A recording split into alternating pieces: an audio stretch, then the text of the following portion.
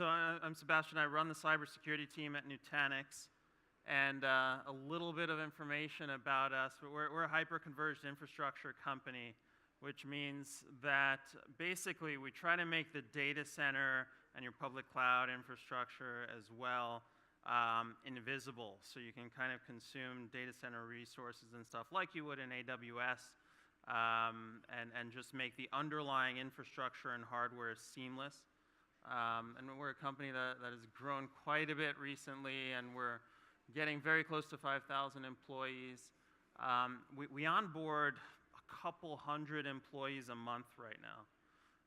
So there's a lot that we're doing operationally that we're constantly trying to automate and gain efficiency on. And I guess a lot like Workato, we are recognized as the leaders in our space. So we take great pride in that, and we're just all about trying to maintain this competitive edge by growing as quickly as we can and being as operationally efficient as we can be. And Sebastian, your title says all the scary things: security, risk, compliance. Yeah.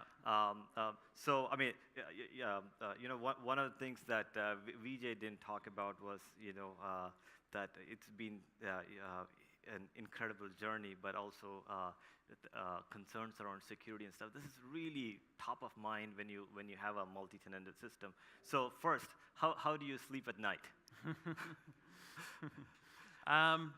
So yeah, there's, especially when you're running a cloud service, and like you guys are, and we're also running cloud services, so there's a lot to think about when it comes to, operational risk and things. And one of the ways that I'm able to sleep at night is knowing that I'm not counting on, like, dozens of humans staring at screens looking for things to happen and to manually react.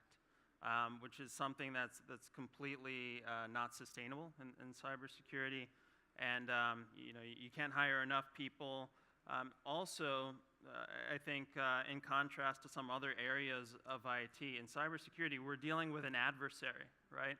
And that adversary is increasingly using the latest technology to try to attack us. So if we don't automate, we just can't keep up. The adversary is automating their attacks, right? Mm-hmm. And so we have to adapt, and we have to use the latest technologies, and automation and AI is a key part of that for us. I think we met maybe over a year ago, probably a little bit more than that, and you were essentially at that time deciding on using Workato as your platform, and we looked at the data, and then you guys have sort of incredible adoption. There's several hundred recipes that are running. How did it start? I mean, what was sort of like the first thing that you guys did? Yeah, good question. So one of the first recipes that my team created was we were, as an IT department, adopting ServiceNow for a lot of good reasons around, efficiency of IT operations. But, my team, we work a lot in Slack. We didn't really need another place to log into to look for work to do and to keep track of our work. And so we created a really, it was simple but really elegant solution by using Workato to surface our new tickets that came into our team, and it brought them into Slack, where we're already working. And it showed us that we have a new ticket to the cybersecurity team, and then it gave us a drop-down list of everybody on the team, and you could just click someone's name and it would assign the ticket to them, and then change it from red to green, so we know that all the tickets are being assigned to someone. Mm-hmm. And I think that just kind of illustrates something that I think is an underlying theme here, which is, I think in technology in general, for decades, we've kind of expected humans to adapt to how the machines work. And that goes from anything from like user interfaces, like keyboards and mouse and stuff like that, to using applications, like using all different applications to do different things. And we're in an era now where the machines are learning how to meet humans where we are, right? We're doing touch interfaces, we're doing voice commands, and increasingly we don't have to tell people you have to use these 10 different applications and interfaces to do different things. We can meet the human where the human is working. And for us, in this instance, it was in Slack. That's where we're working, and that's where it's easier for us to do our job. Yeah. No, actually, we see so much of that. I think in the early days of Workato, Vijay would constantly talk about this thing about, we need to be where people are. And it took me a while to understand, really absorb what he was saying. And I think that's really is what is happening today, right? People are doing so much in, be it Slack, be it, there's different collaboration products out there, and they want to do more of their work from it. The last time I visited Nutanix, there was this thing about LED lights that you had going. What was that about? Oh yeah, I actually forgot about that one.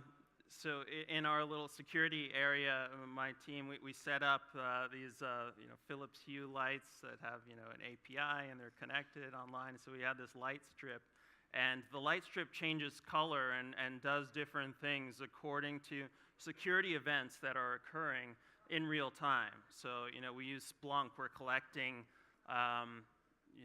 like 400 plus gigabytes of security logs and events per day. And there are certain things that we want to be able to react to, or at least know they're going on. Oftentimes, the response to these events are automated, because we're all about automating as many responses as possible. But we still want to know that they're happening, right? So that light strip would change color according to certain types of security events happening. I see. So, I mean, I think you started off with a set of initial use cases, and then, it's sort of the platform team got interested. Can you talk about that? Yeah, sure. So, after we started doing, this cool stuff with blinking lights and stuff, other people around IT wanted to know what we're up to. And then they had ideas, of course. And there's one team in particular that you're referring to. Their job is to make sure that resources like developer VMs are provisioned to our thousands of developers across the company. So these developers would put in a ServiceNow ticket and say, I need a VM to do this development work, and then like 10 seconds later they were in Slack complaining about how nobody looked at their ServiceNow ticket and they need this right away, right? So they created a set of recipes in Workato, and actually wrote a Nutanix connector in the process, an on-prem connector, so that Workato could speak to the Nutanix APIs that we use to provision VMs. And so now someone can go into Slack and say, I need a VM, and it asks a few questions. What size VM do you need, and stuff like that. And it even does cool stuff, like it'll say, hey, you already have like these 5 VMs. Are you sure you need another VM? And then if they're like, yes, I am sure I need another VM, then it'll instantly provision the VM to them, and it's amazingly efficient. Yeah. No, when you talked about that, I really love that for selfish reasons, because what this means is that, anytime you build a connector to Workato, that means that anybody else can come in and use it to connect to any of the several hundred different applications that we already support. So what this means, I think this is what it means, is that any Nutanix customer can use Workato to do a ton of interesting things. Yeah, provision VMs and stuff like that. I mean, we're going to get into some other things related to my security team as well, where if we see some malware or something on a virtual machine, we can look for a recent snapshot of that virtual machine and even roll back to a period in time before it got compromised by malware or something like that. So a lot of cool things you can do there. And yeah, the idea of sharing recipes, I love. In fact, when I heard Monica talking about the PTO approval, I really want that recipe right away. Because I think I approve most PTO like 2 months after the person has already taken it. And we have to get that going. I think we have a version of that as well, where you can request vacation from Slack, but it goes to dev null. It never gets approved. I mean, you sort of had a very interesting perspective on that.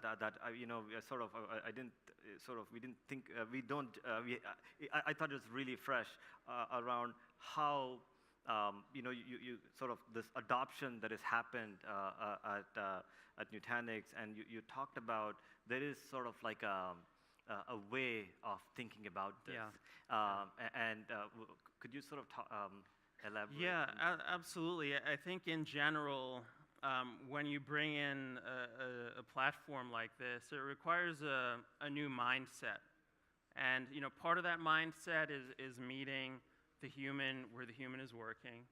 And it's really thinking about the fact that all of these systems that we're using these days have APIs and they can talk to each other. And that's easy for us IT people to understand and think about, but a lot of times I'm working with other teams outside, non-technical teams.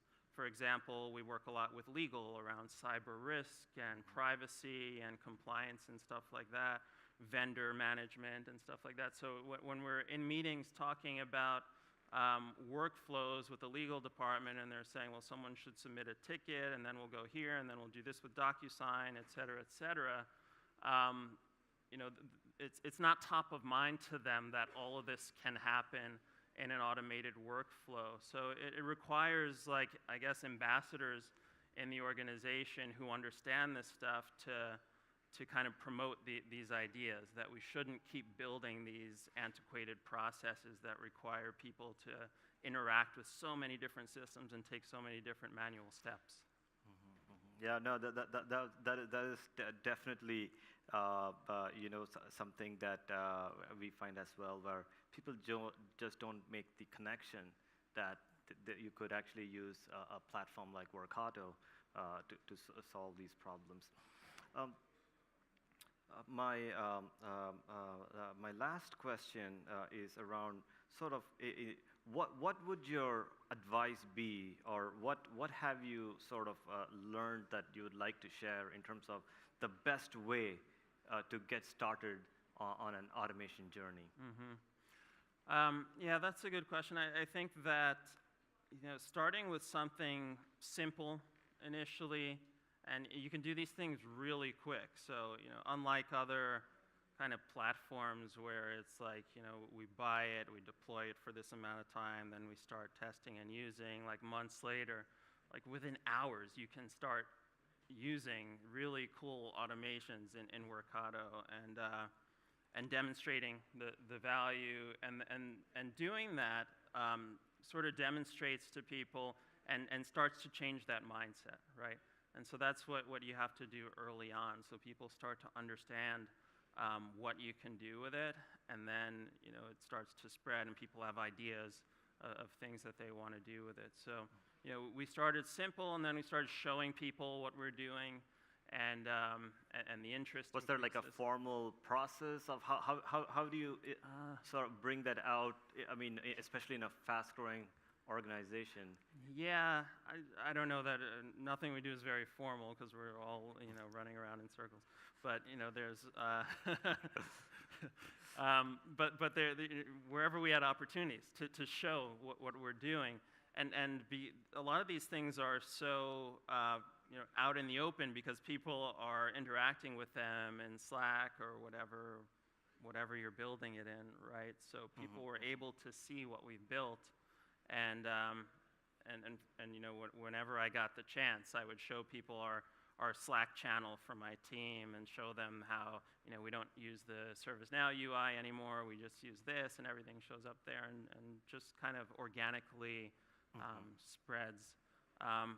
Although, in hindsight, I think we could have accelerated things by taking a more formal approach to demonstrating across IT and outside of IT what the capabilities are, so that would get people thinking, I think, even sooner.